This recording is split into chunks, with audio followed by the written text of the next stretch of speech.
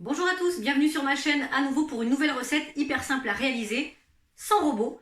Aujourd'hui, je vais vous faire découvrir la recette du pain hamburger maison. C'est quand même bien meilleur que ceux qu'on achète en supermarché ou qu'il y a dans des chaînes de restaurants de restauration rapide. Donc aujourd'hui, je vous propose le pain burger qu'on va réaliser ensemble avec des étapes très simples et des produits que vous pouvez trouver partout. Le bun, c'est pas uniquement fait pour les hamburgers, mais vous pouvez utiliser aussi ces pains-là pour vos petits déjeuners, pour vos brunchs du dimanche, parce qu'aujourd'hui on a beaucoup de dimanches, donc on a l'occasion de faire beaucoup de brunchs. Ça se marie avec tout, avec le sucré, avec le salé, et c'est très simple à faire. On commence. Alors pour cette recette, vous aurez besoin de 500 g de farine, 30 g de beurre pommade, 100 ml d'eau tiède, des graines de sésame, 150 ml de lait tiède, un sachet de levure de boulanger, un œuf, un jaune d'œuf avec un petit peu d'eau, de la fleur de sel et 2 cuillères à soupe de sucre semoule.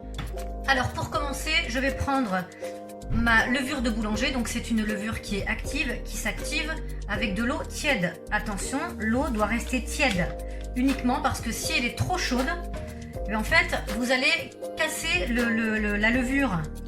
Donc on veut éviter, on veut que ça puisse s'activer. Si c'est trop chaud, ça ne s'activera pas. Donc on mélange bien. Hop, ça fait un petit peu cette bouillasse, comme me disent mes enfants. Hop, on mélange bien. Et on laisse poser 5 minutes. Voilà, hop. On fait un peu de boulga. Voilà. Ensuite, vous prenez votre farine, dans laquelle vous venez ajouter le sucre, donc les 2 cuillères à soupe de sucre, et la fleur de sel ou du sel fin si vous préférez. Et on mélange. On mélange bien. Que ça soit bien homogène. Voilà. Quand vous avez ce mélange, vous ajoutez votre œuf. Hop. Et là, vous mélangez grossièrement. On ne vous demande pas de faire quelque chose de très homogène parce que pour l'instant il y a beaucoup plus de produits secs que humides, donc l'œuf va pas réussir à ce que ce soit un mélange très homogène. Voilà, donc là vous avez votre mélange qui est grossier, hein, comme ça. Voilà. Hop. On attend encore un petit peu pour notre levure et on va venir l'ajouter dès qu'elle sera prête. Voilà, alors, eh bien, notre levure est activée, puisqu'elle a un petit peu gonflé. On peut l'ajouter à notre préparation de sucre, farine et sel. Voilà. On mélange. Alors pareil, hein, c'est un mélange qui n'est pas super homogène pour l'instant, mais ça va le faire, vous allez voir. Prenez votre eau tiède et on commence à verser tout doucement. Alors quand je dis tiède, il ne faut pas que ça soit trop froid non plus parce qu'en fait vous allez tuer vous allez éviter que la levure se développe si c'est trop froid, et si c'est trop chaud, en fait vous allez tuer la molécule qui est dans la levure et qui permet à tout ça de pousser, comme on dit. On continue avec l'eau.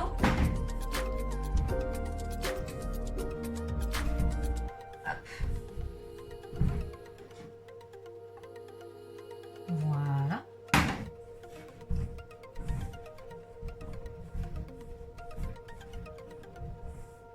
Voilà. Et là, vous avez votre mélange qui commence à devenir un peu homogène. Notre mélange commence à prendre un petit peu d'épaisseur. Et là, on ajoute le lait en une fois. Et on mélange. Là, on commence à avoir une pâte un peu grossière. Voilà. Et là, ce qu'on va faire, c'est qu'on va utiliser nos doigts. Hop. Voilà. Donc, on essaie de pétrir le mieux qu'on peut, de récupérer toute la farine dans la préparation. Voilà.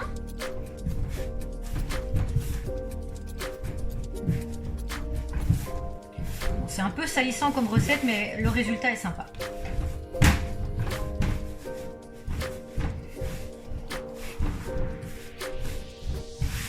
se débarrasse de l'excédent de farine. Voilà, ce qu'on veut, c'est avoir une boule qui se tient comme ça. Une fois qu'on a cette boule là, on va ajouter notre beurre pommade petit à petit. Voilà.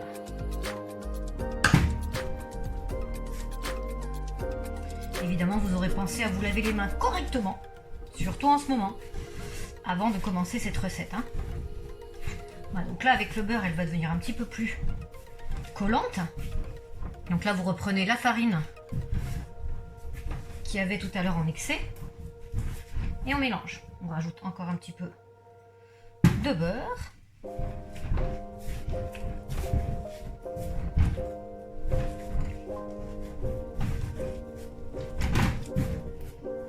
On continue avec le beurre. On l'incorpore bien dans la pâte.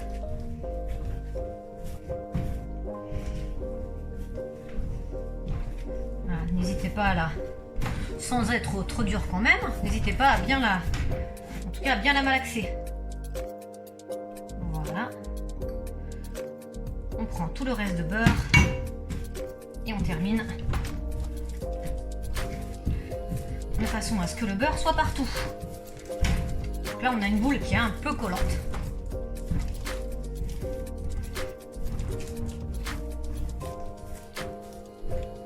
Voilà. Donc on prend un petit peu de farine pour qu'elle le soit un petit peu moins. Et donc une fois que le mélange est bien homogène, eh bien on va la mettre dans un plat, dans un bol, c'est encore le mieux. On va la couvrir avec un chiffon et vous allez la laisser pendant 1 heure dans un endroit tiède. Alors moi ce que je fais, parce que j'ai pas forcément un endroit tiède à la maison, même s'il fait assez beau en ce moment, je chauffe mon four au minimum. Alors mon four, le minimum c'est 40 degrés. Donc je le mets à 40 degrés et je laisse ma préparation dans son bol recouvert d'un chiffon dans le four pendant 1 heure, de façon à ce que ma préparation, ma boule, elle pousse bien, comme on dit. Voilà, vous reprenez le bol de tout à l'heure, vous enlevez un petit peu les excédents qu'il y a à l'intérieur, vous le nettoyez vite fait, et on met, hop là, notre boule, on prend un chiffon, hop, voilà, et c'est parti, vous le mettez 1 heure au tiède, dans un endroit tiède. Si vous avez le four qui fonctionne comme le mien, eh bien vous le mettez au plus bas possible, entre 30 et 40 degrés, et vous laissez poser 1 heure, c'est parti. Voilà, alors ça fait exactement 1 heure que ma pâte a bien levé, a bien poussé comme on dit, donc elle a doublé de volume, et maintenant ce qu'on va faire, on va la dégazer. Donc c'est tout simple, on utilise sa main pour venir la décoller, et là on va l'embêter un petit peu, on va lui mettre des petits coups de poing.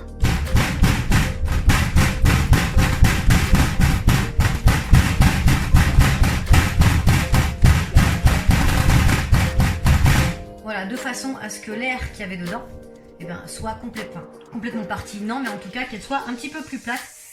Et là, on va la diviser en plusieurs pâtons. C'est parti. Donc on prend un petit peu de farine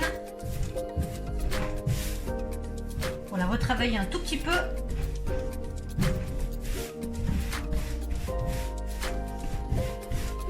Voilà. Et là, on va la diviser en à peu près 8 pâtons. Hop. Le mieux, c'est de prendre, si vous n'avez pas de coupe-pâte, vous prenez une paire de ciseaux, c'est très bien.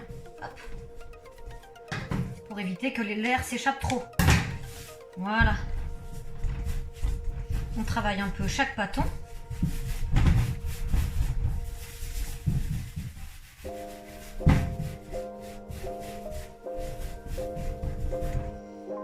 Et on le pose sur une plaque avec du papier sulfurisé. On continue.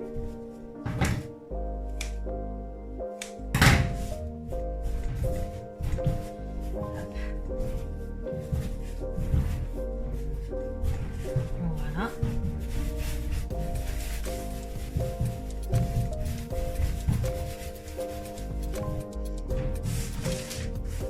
Voilà, et ainsi de suite jusqu'à ce que vous ayez à peu près 8 pâtons. Voilà, donc nous avons à peu près 8 pâtons de formes différentes, hein. C'est pas très grave si c'est pas parfait. Si vous voulez des plus gros pâtons pour des plus gros burgers, eh bien, vous ne la partagez qu'en 6, ce sera parfait. Donc à partir de là, on va laisser pousser encore un petit peu, toujours au tiède, dans une pièce tiède, mais avant tout, pour qu'il ne se forme pas une croûte, que ça ne durcisse pas dessus, en tout cas que ça sèche un petit peu. On va recouvrir à nouveau notre plaque avec les pâtons qui vont monter 45 minutes. Voilà, donc mes pâtons sont restés 45 minutes dans une pièce assez chaude, on va dire même tiède. Et alors, forcément, ils ont pris de la place. Voilà, ils ont quasiment doublé de volume, donc là ils sont parfaits. Alors là ils ont collé un petit peu, on essaie de les décoller sans que ça s'ouvre. Voilà, puisqu'ils vont aller à la cuisson. Donc on va faire tout doucement. Parfait. C'est bien moelleux. Et alors juste avant de les mettre au four, donc un quart d'heure à 180 degrés. D'ailleurs, je vais aller préchauffer mon four de suite. Voilà, le four est préchauffé, donc maintenant on veut un résultat qui soit parfait. Donc on va badigeonner un petit peu de jaune d'œuf mélangé avec du lait ou de l'eau. Ça marche aussi très bien pour qu'il soit bien doré à la sortie du four. Donc n'hésitez pas à être généreux avec votre jaune pour qu'il ressorte bien brillant. Et puis c'est vrai que c'est un indicateur pour la cuisson aussi. Quand ça commence à dorer, c'est que on n'est pas loin de la fin. Donc pour la cuisson, entre 10 et 15 minutes, ça dépend de la taille de vos pâtons. Et puis après, pour ceux qui sont un petit peu plus expérimentés, vous le voyez, en fait c'est tout simple. Il faut que ce soit quand même assez cuit. Le tout, c'est qu'une fois qu'ils vont refroidir et que vous devrez les couper en deux, vous allez vite le voir. Si c'est un petit peu, vous allez voir, si la pâte n'est pas aérée à l'intérieur, c'est que ça manque un petit peu de cuisson. Alors c'est pas grave, mais disons que vous allez sentir un petit peu le goût de la levure. Donc voilà. Donc là on badigeonne bien nos pâtons jusqu'ils soient vraiment bien recouvert, que ça brille bien à la sortie du four, c'est quand même plus appétissant, de mon point de vue en tout cas. Voilà. Hop. Voilà, sur toutes les facettes.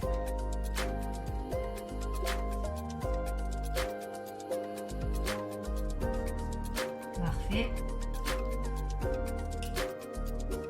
Voilà, même si ça déborde un petit peu, c'est pas très grave. Moi je sais que j'aime bien être généreuse parce que voilà, j'aime bien que ce soit aussi esthétique, c'est pour ça que je fais du cake design. D'ailleurs il va falloir qu'on se fasse une petite vidéo cake design quand même. Voilà. Alors peut-être que les vidéos cake design, ça viendra un petit peu après le déconfinement, parce que là on va manquer de matériel. Et les livraisons sont toujours un petit peu tardives du fait que la poste ne fonctionne pas tous les jours comme avant cet épisode de pandémie. Donc on fait avec. Voilà. Alors une fois que vous avez bien badigeonné vos pâtons avec de l'œuf, alors il y a une solution, c'est soit vous mettez votre petite graine de sésame pour faire vraiment les pains à burger. Et si c'est pas forcément des pains pour les burgers, je vous conseille de... C'est selon les goûts en fait. Moi je sais que j'ai mes enfants qui n'aiment pas trop les graines de sésame, donc je n'en mets pas partout. Donc j'en fais 1 sur 2. Comme ça on est sûr que tout le monde aura ce qu'il veut. Voilà. Allez, un dernier pour la forme, et les autres on les laisse tranquilles. Voilà, parfait. Donc maintenant on va mettre tout ça au four pendant 10 minutes, un quart d'heure à 180 degrés. Et on va voir ce qui se passe à la sortie. A de suite. Voilà, donc mes pains sont restés un quart d'heure à peu près dans le four. Et ils sont parfaits. Ils ont l'air très bien. Alors par contre, attention, on ne les découpe qu'une fois qu'ils ont refroidi. Voilà. Si certains ont attaché, c'est pas très grave. Ce sera juste leur petite marque de fabrique. Mais en attendant, ils sont parfaits. Voilà, on n'a plus qu'à déguster maintenant. Elle est fourrée soit de sucré, soit de salé. Bon appétit. Et voilà, notre recette est terminée. J'espère que vous avez pu la réaliser sans difficulté et que vous avez à la maison pour le brunch de dimanche de jolis pains burgers ou de jolis pains pour vos tartines, pour vos préparations sucrées ou salées. N'hésitez pas à vous abonner à ma page, n'hésitez pas à partager cette vidéo et à me laisser un petit commentaire juste en dessous. A très bientôt, restez chez vous jusqu'au 11 mai. Allez, courage, à bientôt.